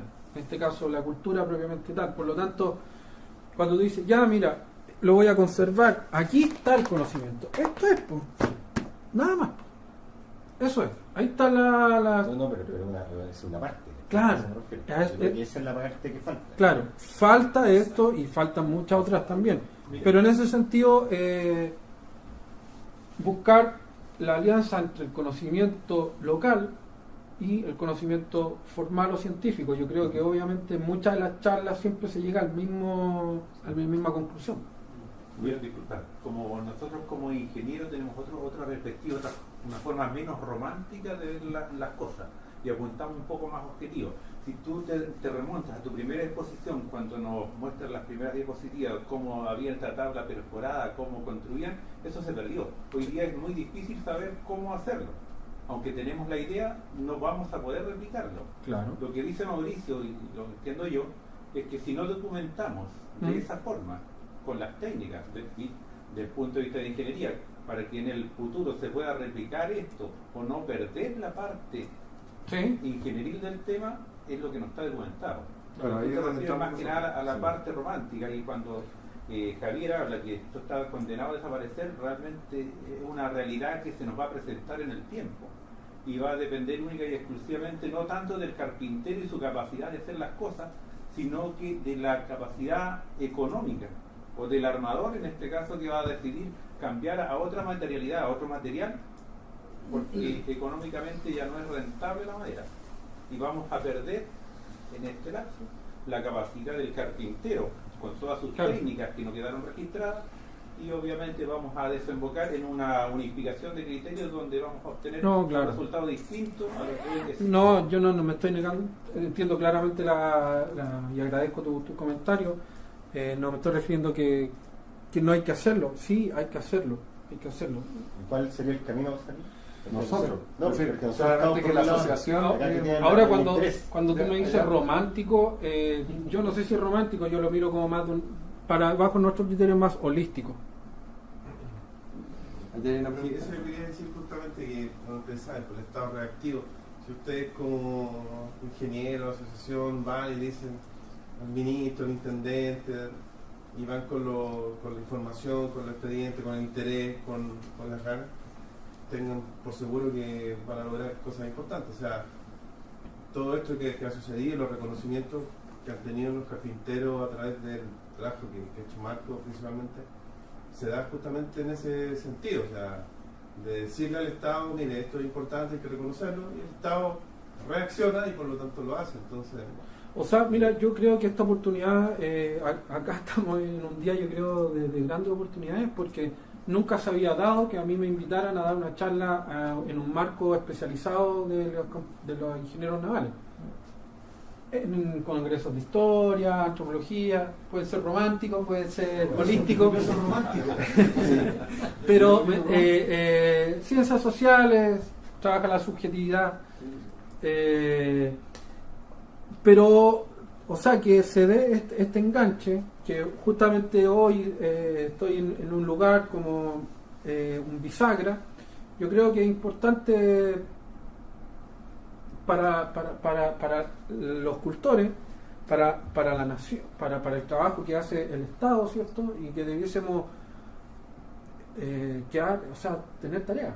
Sí, claro. Es decir, a mí, mira, se me ocurre hacer un registro de los cascos. De la forma. ¿Cuál de las formas? Que es un Ya registro eso que sería- buenísimo. ya eso sería un catastro de forma. Eso sería muy ¿Qué es bueno. lo que define? Es más, eso ya ¿Qué es lo que existe, define? cosa que tú Claro, tomes es todos los recopilarlo. planos presentados, recuperar el y plano toda una de recuperación de planos ya existe un catastro que no fue hecho con ese fin, pero que existen. Exacto. Yo he visto Tal insumo. montones de planos de embarcaciones de madera y son totalmente diferentes. De escritorio, te podría decir. No, pero hay una desviación por los mayores de 18 metros que lo hacen así pero- Sí, Mira, pero es que hay que yo buscar- también he visto planos mucho más antiguos. Sí, sí. Entonces, estamos hablando de Buscar carpintería lo más mucho más tradicional. antigua y existen planos mucho más antiguos de lanchas chilotas construidas, Sí, sí. de embarcaciones bases, y claro, han ido evolucionando por el tema de la motorización. Pero como decía el Luis, aquí hay un montón de trabajo que hacer, porque como tú nos comentabas, recién se reconoció esto como un arte. Entonces, es nuestra responsabilidad que ese arte se mantenga en el tiempo, porque Disculpa, como decía patrimonio. patrimonio, que se mantenga en el tiempo, porque como decía Luis, el maestro, él tiene su conocimiento y él no lo va a perder. Entonces, nuestra responsabilidad como sociedad de que ese conocimiento se mantenga y sea perpetuo en el tiempo, ya sea como un documento técnico, Claro. como un patrimonio civil, Ese como... es el tema. Yo creo que nosotros tenemos que apuntar en conjunto, ¿cierto?, a hacer un trabajo técnico. De otra manera hay que hacer trabajo de concientización, de revalorización, de difusión. Entonces es una patita que yo entiendo que se tiene que dar dentro de un plan, que es este plan de salvaguardia que estamos como a la espera de poder realizar. Y sin duda hay que hacer este registro, y qué bueno que ustedes puedan tener ya estos insumos y poder darle vida. Mira, vamos concretando. Sí. Vamos concretando. Mira, nosotros entre la Asociación de Ingenieros Navales y la Universidad de los Lagos, que en este caso soy como el representante porque cumplo ese rol, soy naval y además trabajo aquí en la universidad, Ya. estamos a punto de firmar un convenio cuando lo envíen de la INACH para que lo firmemos, cuando lo devuelvan de la INACH, ¿no es cierto? Va a ser un convenio de cooperación, un convenio amplio de cooperación. Resulta que a lo mejor a través de la universidad más la INACH, una de las cosas que podríamos hacer, porque todo esto que pensamos que se puede hacer requiere recursos humanos y materiales. Esto nada es gratis. El tiempo tiene un valor, etcétera. Entonces, lo que podríamos hacer es intentar, quizás, juntar un grupo de personas que nos interese. Yo me ofrezco, por supuesto, porque me interesa. Y se puede pensar en formular un proyecto, postular algún fondo, pero sentarnos a conversar para ver qué es lo que se podría hacer para avanzar en esta línea que a nosotros es la que nos interesa. Porque a través de la universidad hay un montón de fondos concursales que no están para otras instituciones. Nuestra universidad sin fin de lucro, etcétera, estatal. Por lo tanto, por ahí podríamos enfocarnos. O sea, yo recogiendo eso, yo también creo que sería importante quizás realizar un convenio de cooperación entre el Consejo de la Cultura y a lo mejor la universidad y O la INACH, digamos. o la INACH, no sé, Sí, pero un sí, convenio de o la cooperación, la INACH podría y ser donde en el directamente. papel ahí, digamos, más o menos formalicemos nuestra vinculación, para donde vamos a apuntar y todo. No, porque, es decir, como tú decías efectivamente, ¿quién va a hacer esto? Claro. Los que tienen que hacerlo somos Sí. la parte técnica, la técnica constructiva, No, sí. sí, Hay que mandar a un ingeniero naval y que traduzca Pero decir todo ingeniero naval el- es como un término así como ¿quién es el ingeniero naval? Es como Superhéroe. ustedes son, pero tampoco es nadie. Bueno, hay que hacerlo a través de un Yo- proyecto sí, y el camino es cómo interin- formular un proyecto para buscar profesionales interdisciplinario, o sea, aquí Bueno, yo pero- entiendo que los ingenieros, Wilson lo está planteando Sí. súper. considero que es importante también tener, no es porque yo sea un antropólogo, pero un profesionales del área de las ciencias sociales Sí, claro. vinculados. O sea, que todas las vistas, Y- pues, o sea, Siempre todas las hay vistas. Exactamente. diferentes miradas para que resulte bien. Lo que Sí. tú decías, por ejemplo, lo Sí. lo importante que es, porque tiene incluido un concepto ecológico, qué madera se usa, qué madera se corta, de qué tamaño deben ser los árboles, si puede afectar o no. Hay una serie de factores y aspectos que deberían estar reconocidos en este texto, documento, me lo imagino, como una cosa introductoria, ¿te fijas? Podría ser como un contexto y a partir de ese contexto comenzar con ya la cosa más técnica. Se me ocurre. Sí, como he sí, visto otros nosotros tenemos manuales. avances en esa Pero se puede materia. hacer. Por Puede ser, ejemplo, así que- la extracción de madera, que es todo no sé, yo considero que es un tema no solamente de un ejercicio físico, sino que hay que ir tal día, Sí, claro. ¿cierto? Hay también, si te sale chucado, tienes que tener cuidado, etcétera. Y por ejemplo, don Pepe va y ve el árbol, don Pepe Mauter y ve el árbol y dice, bueno, aquí tengo una roda, aquí tengo esto, aquí tengo esto.